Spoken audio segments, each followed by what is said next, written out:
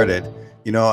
People are trickling in. Unfortunately, I gotta approve everybody, but it's okay. Probably expect the people to show up, but as we go. So welcome to the New York Information Security Meetup / the Cyber Guild. I have the great pleasure to introduce Bruce Potter, who's the CISO, right? Did I pronounce it right? For Expel.io. And you are definitely I would say a celebrity in the cybersecurity space. It's really a pleasure and an honor to have you on a conversation today. I think there's a lot to learn, and I'd like to, again, thank you for taking the time. I know you're pretty busy, and it's a crazy time, so I'm sure you have a lot on your hands. There are a lot of cybersecurity issues that are being dealt with now at the enterprise level, due to the COVID-19.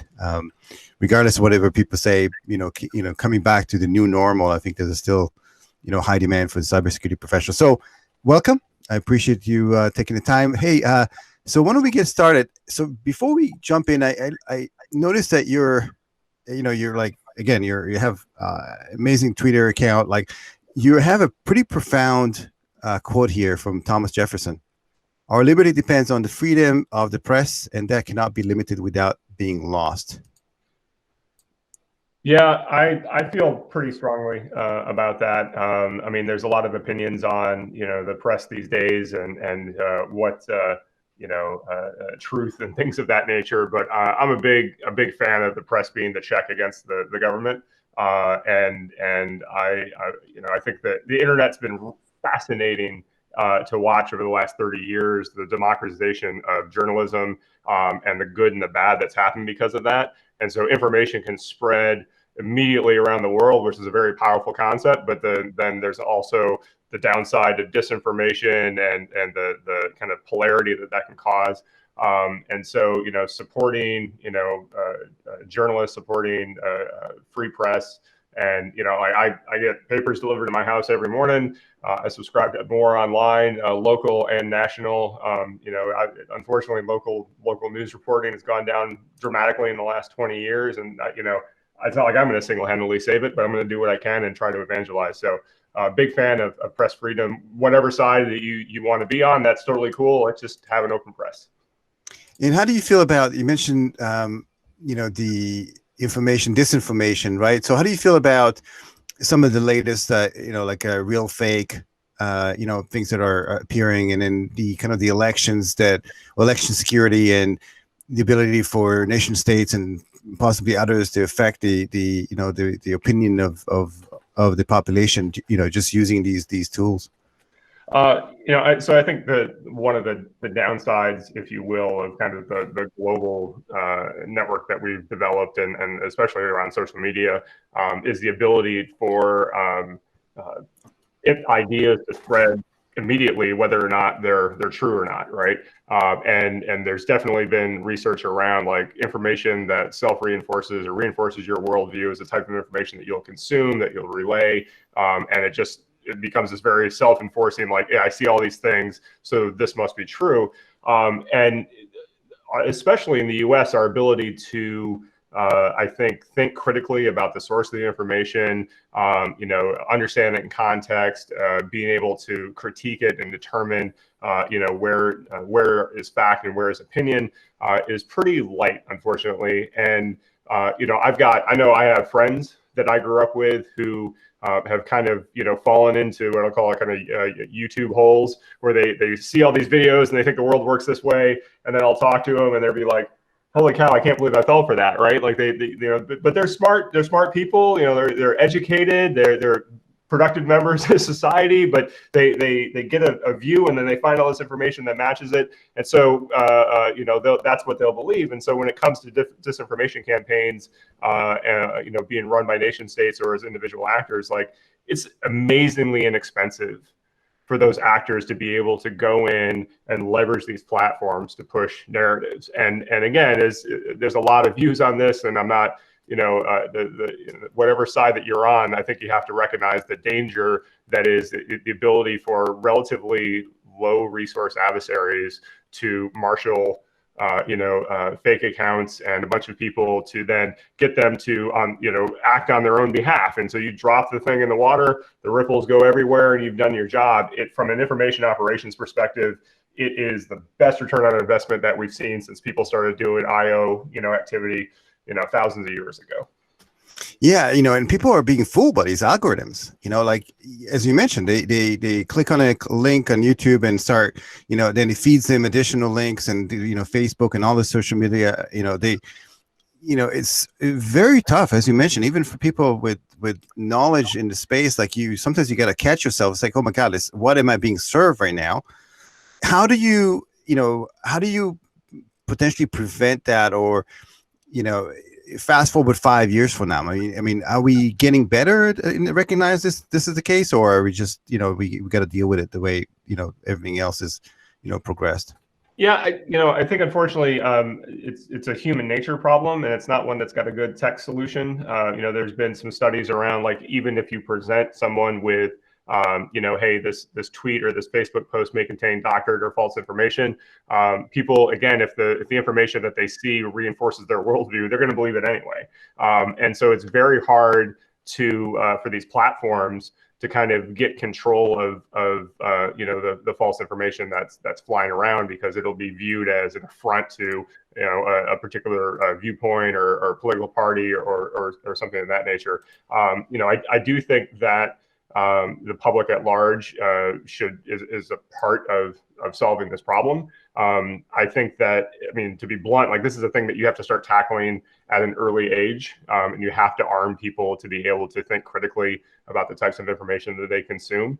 It's funny, in college I took a course called Library Sciences, which was effectively like how to hack databases to get them to give you information that you're trying to find, right? So it's, I'm trying to query some database to find a paper, and I got to understand the syntax and how it works. And you eventually put together all the things, and you make your little Google dork, and you're able to grab the information that you want. And this is like in the mid 90s. And so to me, like, digging up information and figuring out the source of things kind of, it seemed obvious. But then my own kids, I got a 22-year-old and an 18-year-old kid, and I'll tell them, hey, can you just Google for this thing? Which literally I know is like a forward Google string, and they can find it like that. And they're stumbling around trying to find the right things to what's the words I need to put in here. I'm like, oh my God, like, so we haven't taught that generation, like, even how to find information, let alone to think critically of it. So I think, starting at a young age, this is a generational thing. We have to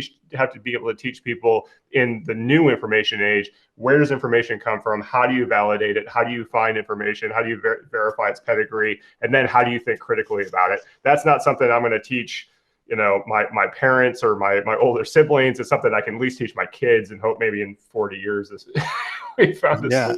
Absolutely. I don't think that the school system, does that today. I think, in fact, that they basically say, hey, here's what this is. This is a curriculum. You should follow it. Don't question anything. So there's actually the opposite of what we need to do. I don't think there's much critical thinking. And again, I may be completely wrong about this, but just from my experience, I got two young kids as well, and the way I see the curriculum, and I think it's to be critical about what you're getting in return.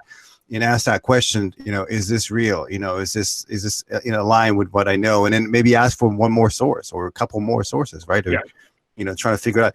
So, hey, so how did you get into this space? I mean, you've come across, you come a long way. Listen, you're a very senior guy in the cybersecurity. You basically got to the pinnacle, to be a chief, security officer. How did you get there, and what was your path you took to this position? So I'll try to be brief, because I've had a really strange life, and that led me. Well, strange equals interesting. Yeah. Right? So just don't, let's go there, right? So I grew up in upstate New York, in Western New York, way away from the city. Fourth generation lumberman. I worked summers in lumber yard, and this kind of like lumber where we cut the trees down and turn it into lumber and sell it by, like, the boxcar or the truckload kind of thing, not like 84 lumber. And when it came time to go to college, I don't know, I guess I thought upstate New York was too urban. So I ended up going to Fairbanks, Alaska. And I decided I was gonna go there for my undergrad and then go somewhere else for my graduate. To short circuit, I never graduated. I spent 4 years dorking around and bailed. But I actually think the weird pivoting point in my whole life was that my parents, I was the last of 6 kids. My parents thought like a VCR was a luxury, you know, and for VCR tape thing that plays video. I don't know how old your audience is. But, thank you for that. Yeah. And out of nowhere, my freshman year, my mom buys me a laptop. And I don't know, my sister must have like told her what to buy. So in 1993, I get this 46 SX25 Winbook. So this monster 46 thing without the coprocessor, right? It's probably 11 pounds wet. Oh, it was terrible. And so I'd never used a computer in my life except maybe to play some video games at like a friend's house or something. So I opened it up and I'm kind of goofing around. And this guy walks down the hall and he says, "Hey, new laptop?" I'm like, "Yeah." He's like, "Does it run Windows?" I'm like, I don't know. And he's like, "Does it run Windows 3.1?" I'm like, I literally don't know what those words mean. Like, I have no clue what any of that means. He says, "Hey, hold on a second." And he goes down to his room and he pulls out and he got a stack of floppies labeled like A1 through A11. He's like, "Here, try this." I'm like, "Okay." So I pop in this floppy disk and it's like, "Hey, welcome to Slackware Linux. Would you like to reformat your hard drive and install Linux?" I'm like, "Sure, I guess. I have no idea." So like YES, and then I paved the hard drive and I put Linux on it. I have no clue. Like after an hour of shuffling in all these floppy disks, I'm presented with a root prompt, right? And like, that's my entire laptop. I'm like, holy crap, this is not exciting at all. So eventually I realized what I've done. Like, I've destroyed the original operating system. I have this totally, at the time, experimental operating system running. There's no books. I've never used the internet or anything. So I remember I called a cab. I went to a bookstore and I bought the Unix Sys5 Release 4 command reference. So it's a book about yay thick with every command in alphabetical order on Unix. And I just read it. And it's like trying to become a chef by reading like a big book of ingredients, right? From like apples to whatever a Z thing is, you know? And I got done. I'm like, well, I guess I know how to do things, but what should I do? And eventually, like, I got X Windows working. I downloaded NCSA Mosaic. I got connected to the internet. I got the whole thing functional.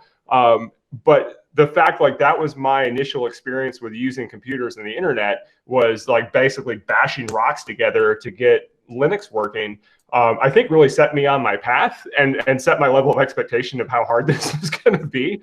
So I ended up running network and system operations for the largest ISP in Alaska, and I traveled all over the state helping bring internet to people and communities all over the state. Ended up doing a lot of research and engineering for the intelligence community and DoD down here in the DC area. Started my own company and eventually sold that. And in the interim of all that, I started this thing called the Shmoo Group, which is this kind of group of cybersecurity, crypto, privacy professionals. We used to do a lot of open source projects and books and that kind of thing. And for the last 10 years, all we've really done is we run ShmooCon. So my wife and I run ShmooCon, the HackerCon here in DC, and the Shmoo Group hasn't done too much beyond that in the last decade or so. But you know, this has been my passion. It's the family business. You know, frankly, like ShmooCon is right after the holidays, so my kids are doing graphic design and installing servers and working the laser cutter in the basement and, and all that kind of stuff. So my family business growing up was lumber, and now my family business as an adult is cybersecurity. It's worked out okay. Yeah, absolutely. So, you know, and it's funny because the moose logo really fits in to your background and where you're coming from, right? I mean, that's it's probably not a coincidence, right? Yeah, no, it's funny because one of the guy who started ShmooCon, who's another Shmoo Group member, he'd been stationed in Alaska. He grew up in Virginia and got stationed in Alaska. And when we invited him to join the group, he thought the Alaskan thing was so cool. And so the first ShmooCon, when he started it, his tagline was like, "No moose, we swear." And ever since then, it's just been like there's all these moose jokes. And the thing is, like, I'm not very good at graphic design. I do a lot of the art for the conference, and I can freehand draw a moose. Like, that's the one thing I can draw is a moose from any angle, cartoon, realistic. Like, I can draw a moose. I can't draw a car. I can't draw a person, but I can draw a moose. That's great. So ShmooCon, how many years has it been running? And what's you said you've been involved in research. What anything that came out of it that is either people don't know it came out of ShmooCon? It's probably you know, originated from there. So the con's been going on for 15 years. We started as 300 folks and hoping to get, kind of maybe get 300 people to show up, and we sold out, and then we went to 600 and sold out, and 900, and now we sell out in a few seconds, and we're 2,000 people, and that's as big as we're going to get, and that's a whole different thread of why we treat it that way. But it's been very successful. We try to run it in the vein of like the old school HackerCons. It's pretty inexpensive. There's no vendor room or anything. They're sponsors, but they're not a huge part of the event. And in general, it's pretty casual, right? Like it's meant to be pretty low key. I mean, we bias heavily toward first-time speakers, to new research, to ideas that maybe aren't getting attention at other events. And while I think there's been interesting research out of the presentations at the conference, to me, what's more interesting are the people that have either attended or spoken, and kind of the spark that it's lit with them, where they've then gone on to do all kinds of great and cool things. And they'll come up to my wife and I 10 years later and be like, hey, my first foray into cybersecurity was ShmooCon, and like I was hooked, and now I've gone off and done all this stuff. And so that to us is like the really meaningful part of all this. Isn't like, I mean, there's lots of cool research, people do great work, but it's being able to set a spark. Last year we had over 100 students that we sponsored to show up, in college, and then another, like, you get 50 cadets from West Point and the Naval Academy show up. And I'll talk to those people 5-10 years later. And the number of people, it's humbling. The number of people have been like, that was the event that set me on my course for my career. So that's the thing that we try to do every time, is create an environment that gets people excited so that they can go on and do better things. Yeah, that's amazing. And we definitely, as you know, we definitely need more people in this other space. And it seems like a lot of people, I've been asked a lot of times, like, how do I get in, what it is, what kind of path should I pick, what areas of interest should I have to get into. So this is absolutely like one of the best places to be. And so you have one in the DC area. Do you have those across the country, or is it strictly the once a year in that location? Yeah, just once a year in DC. We do it usually late January, early February. And we thought about doing other ones, but honestly, like, it's a lot of work. And we've been really fortunate. We have basically the same volunteers show up every year to help us. And I can't imagine having to reboot that in another space. And frankly, like, I like my spare time, because it turns out I have a full-time normal job. And so yeah, we're going to get to that too. Yeah, between being having my own company in the past, or working for Expel now, at least very understanding that come middle December, I'm basically useless for a month and a half, because it's 40 to 80 hours a week of ShmooCon, and then the event happens, then we like hibernate for a week just to kind of catch up on sleep. Yeah, absolutely. So if somebody can't make it, and obviously it goes to capacity, can you find some of the content online? Yeah, all the content's available via Internet Archive. We've been really lucky to have a videographer come in for probably 12 years now, who's come in and given us, he videotapes everything and then gives it to us content, or royalty free. He's just like, do whatever you want. He sells copies locally, but and we're a pretty firm believer in information being free. So rather than put it on YouTube and have it monetized there, we just put it on the Internet Archive and let it loose. And if the archive ever has problems, we still have our own servers. We'll post it up there, but you can always see our content online for free. Yeah, that's amazing. Thank you for that. Hey, so let's jump like to the day things right now for you. Like, do you so first of all, the right way to pronounce, Chief Information Security Officer. And where the source of that is. So I'm pretty passionate about that. I'm passionate about a lot of things. The I in information is short, so it should be CISO instead of CISO. I'm pretty convinced if you cut your teeth in federal government land, it's CISO, and if you cut your teeth in commercial land, it's CISO. Right? That's where I think that real distinction is. And I just happen to kind of be exposed to CISOs at first in government universe. But again, it's a short I, so that's the hill I'm going to die on. It's CISO.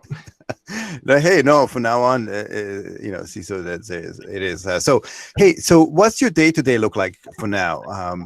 You obviously run, you have responsible for the security of Expel, right? So first of all, maybe you can like jump into what does Expel do today? What's, what problem does it solve? And then what it is your day-to-day look like? Sure. So I'll give you maybe a bit of my origin story at Expel, just as a background of how, what we do. So in 2016, early 2016, I've been doing work with NIST off and on periodically. I helped with the creation of the cybersecurity framework. I was a facilitator through all the events around the country, and I've been doing some other work with NIST. And at some point, Obama created a commission on enhancing national cybersecurity.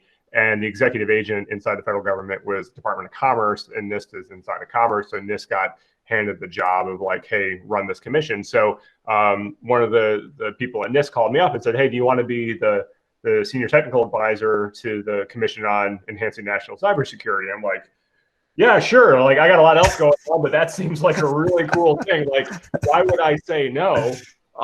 And so I ended up, jumping on with that and traveling around the country with all the commissioners and attending all the public meetings and working with the NISTers and all that kind of thing.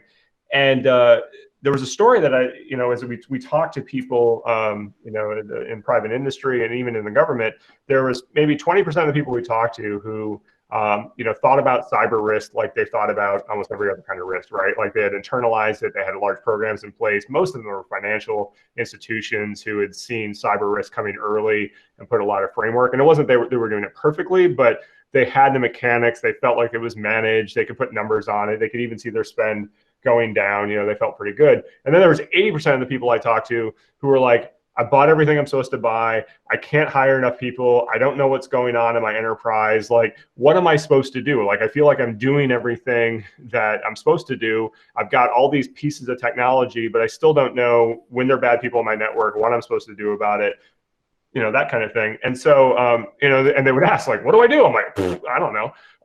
And so I didn't have a good answer for them. And plus, as a government contractor in that capacity, I wasn't supposed to give them advice. I was just supposed to thank them for their information. So the commission report was released after the election. And shortly thereafter, I decided I was going to take a break. I'd sold my company. I was going to go fish or do something, ride a bike, whatever it was. And I was literally in the process of packing up my office, and one of the Expel founders called me up and was like, hey, we started this company.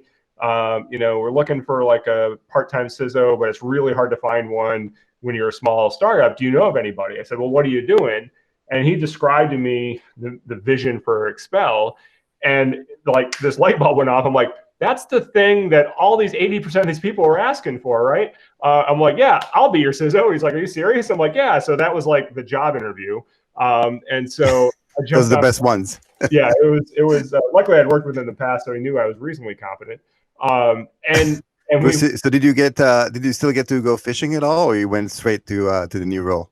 No, I actually was part-time for 6 months, and then I went fishing, and I still do. Actually, I think I'm into fly tying. I tie a lot of flies for trout, and I probably spend literally 100 times more tying the flies than using them. I don't get enough time to stay in the water, but I get plenty of late nights where I'll stare at elk fur and duck feathers and things and make funny shapes out of them. So anyway, so what Expel does in a nutshell is, we use your existing technology, whatever, firewalls, endpoints that you have. We ingest the security signal that you've got already. We don't tell you have to run this endpoint, you have to run this firewall, you have to run this SIM.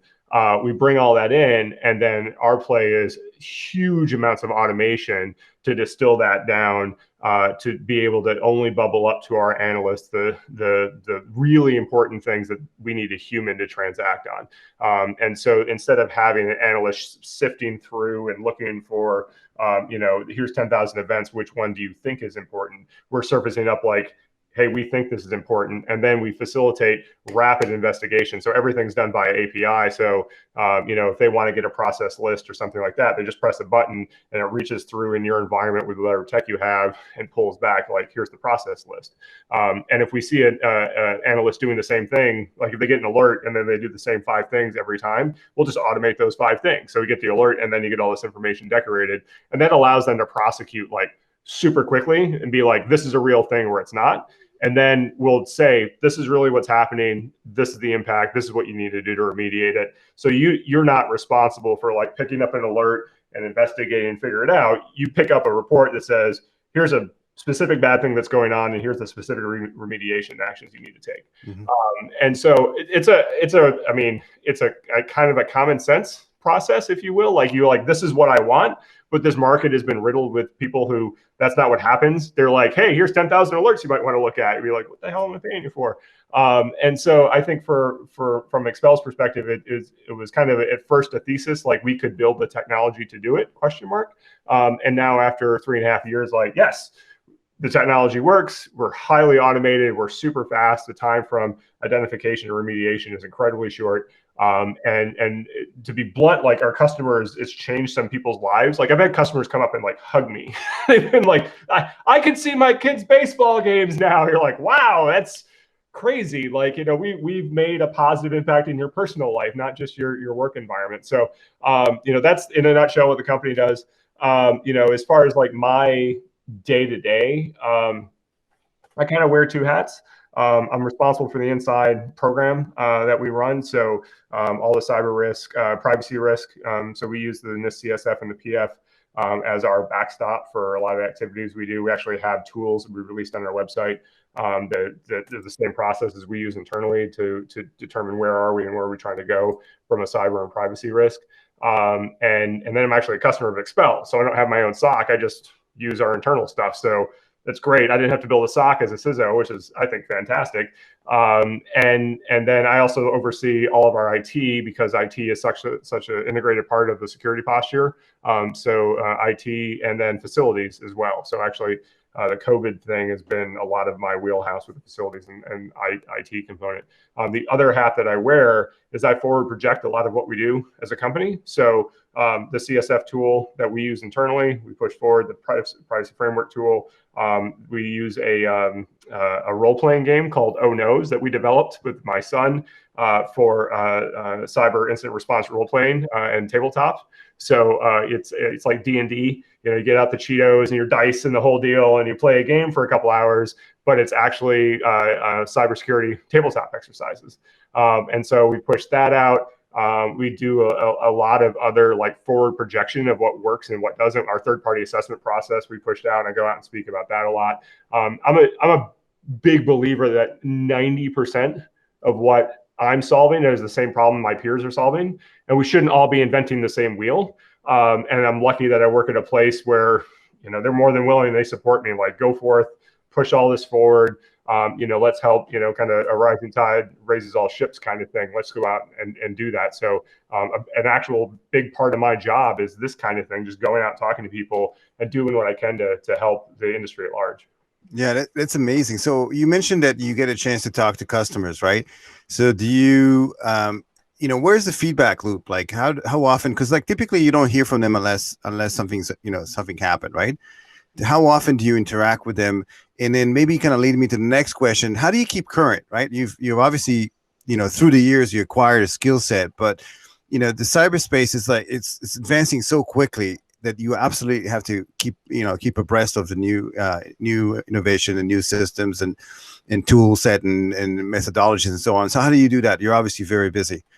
So as far as customer interaction, I try to get involved in touch with our customers whenever there's things going on in their universe, be it positive or negative, just to see how we can help. I also periodically we just have internal get-togethers with customer CISOs and some of their staff, and just to chat with this isn't a pitch, this isn't anything. This is just like sit around and share with our peers. And that's been really powerful, not just from like the corporate side of it, but even like a personal perspective. Like the number of CISOs, especially in the last few months, have been like, wow, there's other people going through the same pain that I'm going through. Like just the camaraderie and knowing that like you're not in this alone. Because a lot of times as a CISO, you're the final point of accountability for cyber risk, and you kind of then sometimes off into space, right? Like you don't always have a great connection to the rest of the company.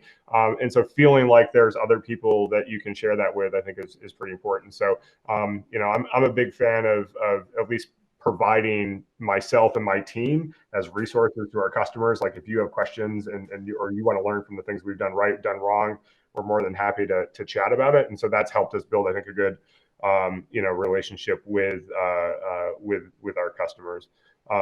What was the second question? I totally lost that. No worries. You kind of answered it. So the other piece is that how do you keep current with all the like keep your knowledge and insight, up to date, because it's a fast moving target. It is. So it's funny. Like I get asked that question a lot. And I think there's two answers. One, Twitter, to be blunt, and I subscribe to a lot on Twitter, and then I treat it like the Matrix. I just squint and watch things go by, and if I see the same thing 2 or 3 times, I'm like, that's probably interesting. I should dive down and look at that. And that's better than any newsletter or anything that I get on a daily basis. Although I think Politico's daily cyber newsletter is actually quite good for staying current if you care about inside Beltway stuff. But if you don't, then it's not really that great. The other thing that I'm a big fan of is continuing to build stuff. Even if I'm not writing code anymore, like the third-party assessment program that we built, the CSF assessment program that we built, and that kind of thing, that allows us to gain a better understanding about ourselves. It's a bit like, if you can teach someone a thing that then you now know it, if I can build a thing, we can run it internally, we can learn from it, and then I can go present it externally. Like I've matured that enough to the point where I feel like it can help other people. I think that's a very valuable learning tool, regardless if you're, an analyst or you're a CISO or any other job. Thinking about, rather than absorbing information, it's how do I take this information, synthesize it into a thing that I can build and do something with. My latest COVID hobby is blacksmithing. So I bought a forge and have been hitting metal and making Japanese gardening tools. And it's been awesome. And I love it. And it's a huge learning curve, like, because every time I'm at the forge, like I am screwing up something completely different and new, but I'm learning by doing. And it's the same kind of thing that, at least in the CISO world, if all I'm doing is like filling out compliance forms and worrying about, my ISO audit, my SOC audit, whatever, we're not building anything. We're just sitting back and get hit in the face with baseballs. Like, it's much better to be leaning forward, making the mistakes, trying out new things. And I think that's what's allowed me to stay current with technology, with regulatory and legal changes, and just the changing landscape. So I think if I feel like I've stopped building, I'm probably at the end of my career and I should go be a blacksmith full time or something. Yeah. Well, yeah, learning by doing is probably like the best thing you can do. And I think even people that are not necessarily have the ability to do that in their own companies, there's a lot of tools out there that allow you to play around and develop on your own. And most of it's free.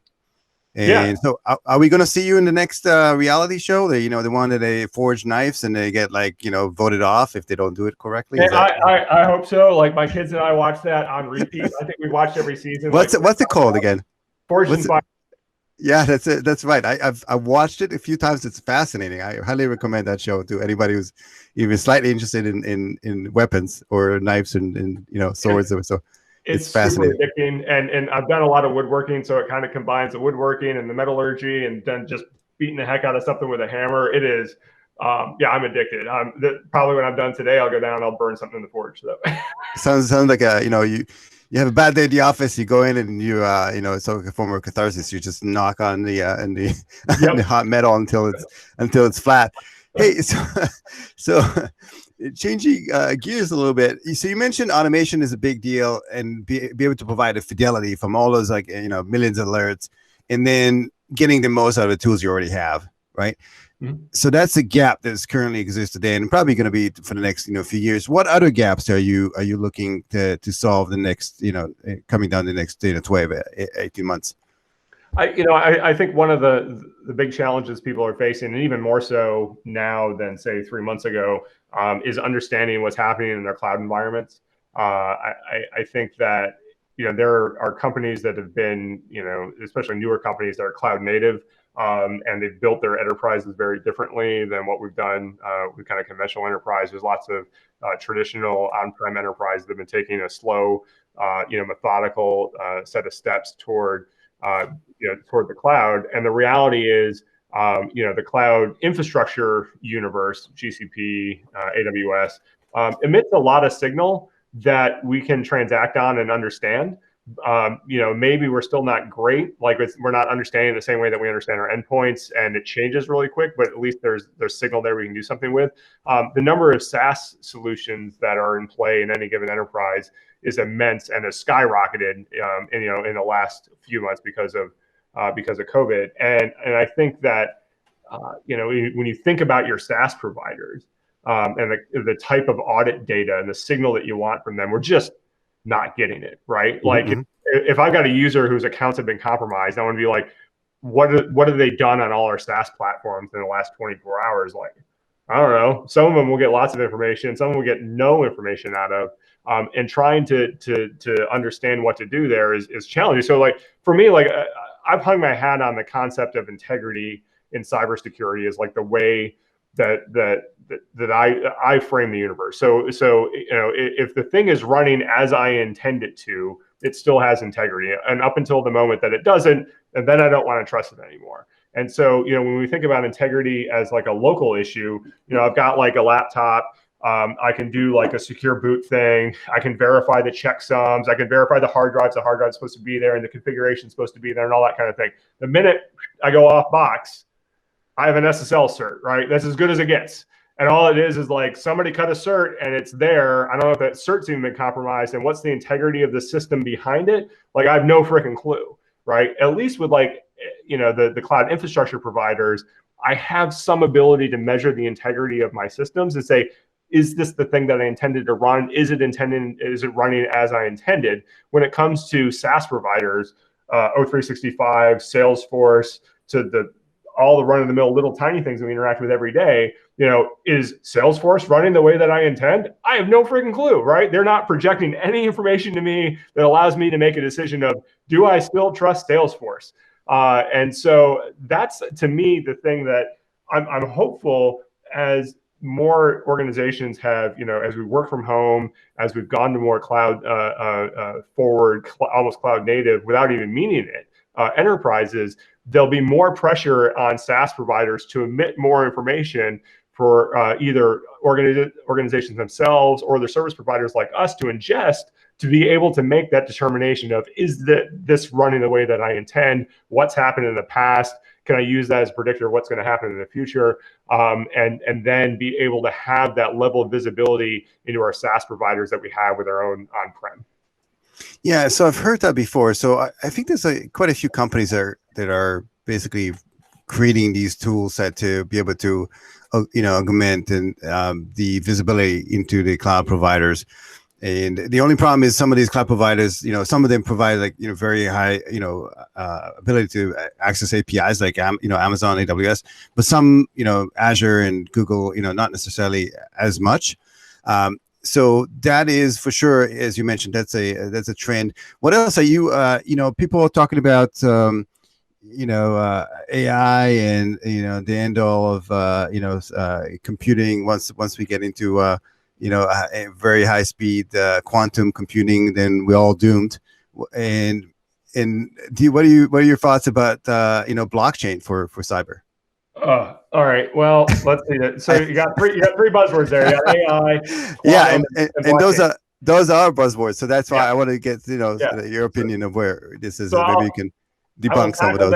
I will tackle them in order without getting too enraged. So I remember, so I dropped out of college after 4 years, but it was a fascinating 4 years. And at the time, it was the second dawn of AI in the 90s, right, where we had supercomputers and we had the ability to predict what was going to happen. And so if you think back to like the foundations of AI and symbolic computing, and like we're going to build computers that think like humans, and like, whoops, that was really complicated. Like symbolic computing, that went out the window. Awareness, right? That's the rule number one, to have a, you know, a machine that has, you know, self-awareness.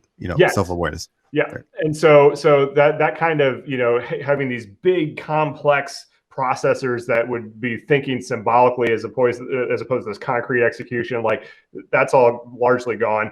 And then the supercomputer wave happened, and we're like, okay, we can play chess now. And all that meant is like we can compute enough that we can figure out the state the state of the space in large enough terms that we can start to predict what happens.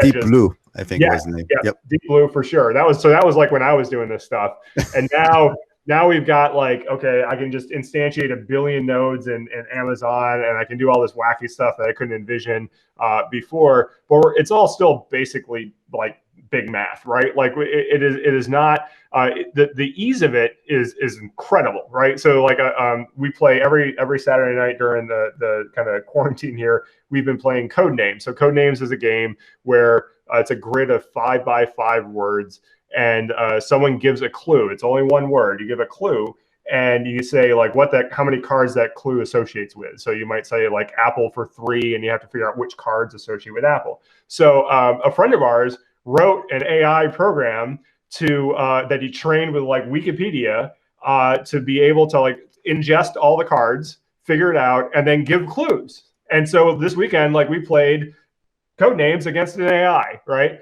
And it sucked.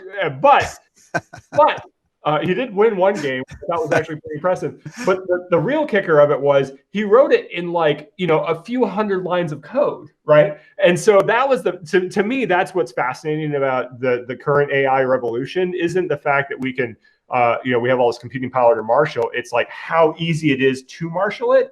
And so I'll be pretty cynical about like AI is going to solve all our problems, but I do think it allows us a speed of experimentation that we've never had before, right? Like I'm a big fan of like, I have a hypothesis, I want to test it, and the shorter that window is between test and result, the faster I can iterate and eventually get to a point where I'm doing something productive. And I think modern AI tools oversell the AI concept, but they do a very good job at facilitating our ability to rapidly iterate and innovate to see if we can get to a solution. So that's AI. Quantum, I think quantum's, it's a real thing. Quantum crypto is going to bust up asymmetric crypto in a big way in the next 5 or 10 years, and we're going to be in a really different world post-quantum about understanding how to do, how to secure transactions on the internet. It's going to be a bonkers time, I think, in the next decade.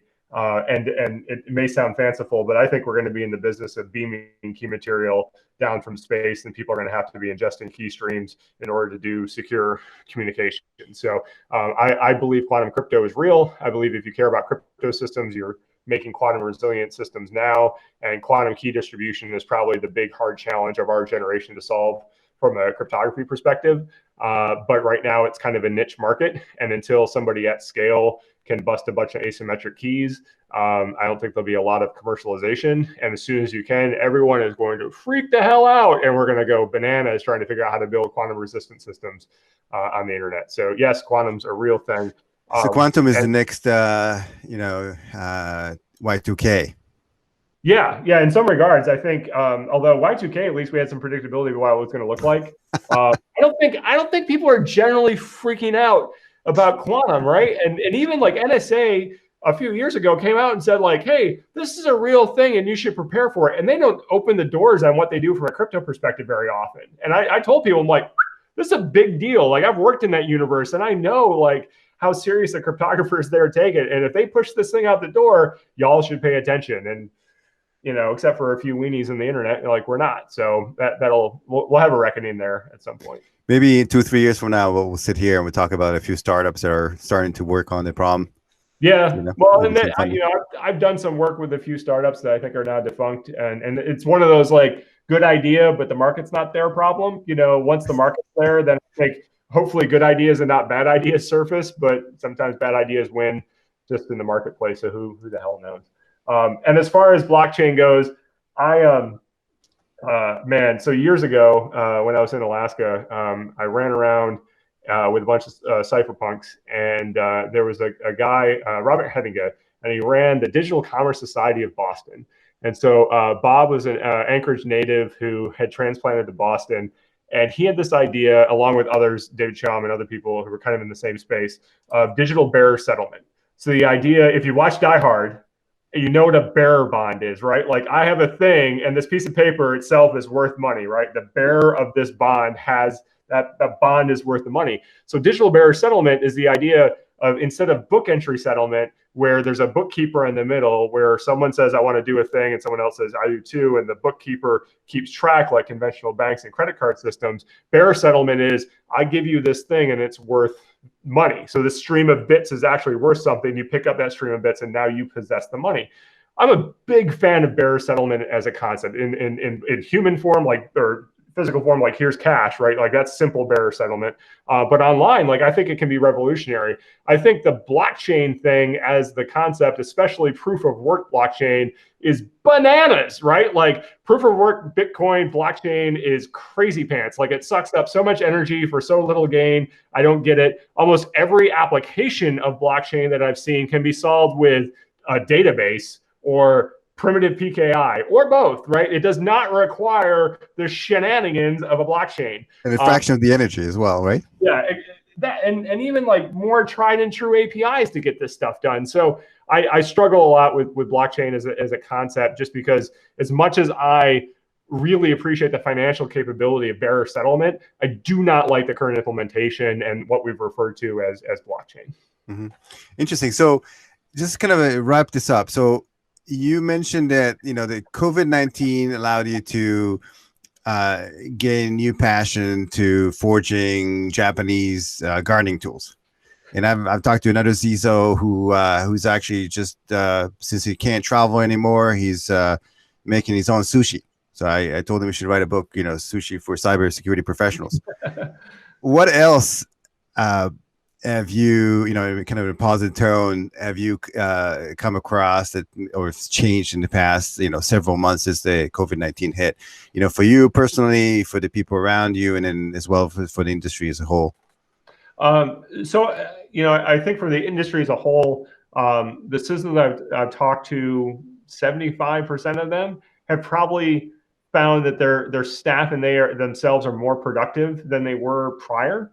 I think that's an area where people were dealing with all this kind of internal office stuff, and there was a lot of day-to-day pulling on their time or whatever. And I've talked with a number of CISOs who were like, yeah, we got done in the last 2 months stuff that we didn't anticipate getting done to the middle of 2021, and we're redoing all of our future plans. And to me, like that's all good, right? Because that means that their organizations are at a better stance now than they were. They're able to have better controls in place. They're able to better service their customers. I mean, all that's great news, and it's kind of the weird silver lining from a cybersecurity perspective is I think that assuming your company didn't get crushed by this, right? Because the other 25% have had layoffs and budget cuts and all that kind of thing, and they're in a totally different world. But for the organizations that have made it through either neutral or close to neutral, they're doing well. And so I'm talking to CISOs now who are starting to go through their 2021 budget season and throwing out everything they had before and rethinking it. So that's a real positive thing. I think, for me personally, I like spending time with my family. We all generally get along, and everybody has kind of created or got new hobbies and newfound interests. My 9-year-old son makes end grain cutting boards because why not? I guess that's something he's really into. So he's been making cutting boards. My wife's been quilting. I've been making knives, and in general, like we've all been in it together. And I think I was actually talking to a guy today. He's like, across the board, he's a financial advisor, and he says across the board, he's talking to families who are reprioritizing family time, recreation, spending time with each other, changing their budgets to say like, I don't need all these clothes. I don't need this other stuff. What I really want is a boat or whatever it is to go spend more time with my family, do more recreational stuff. So I know I was lucky to learn at an early age in my career how important family was. I got married when I was 20. We had our first kid when I was 22. And I remember a couple of years after our first kid, we were watching one of the home videos from when we brought him home. And there's my wife, my mother-in-law, my newborn son, 2 days old, and I'm in the background with a phone in each ear working, right? And I'm like, oh my God, like I'm that guy, and I'm only 22 years old. Like, what the hell is wrong with me? And so I had that realization like early, I'm glad that I did, and so I've been able to, I think, enjoy the last couple decades. But I think this event has caused other people to have that same realization of like, man, there's more to life than sitting in a car and going to work every day. Absolutely, Bruce, and it's been a real pleasure. It's been an absolutely fascinating story, and I hope to be able to host you physically in New York City, and hopefully the ShmooCon and coming up January, February, right next year would happen. Yep. So looking forward to bumping into one of these events. And again, thank you for the time, and thank you for being here with us today. I much appreciate it. No problem. Thanks for having me.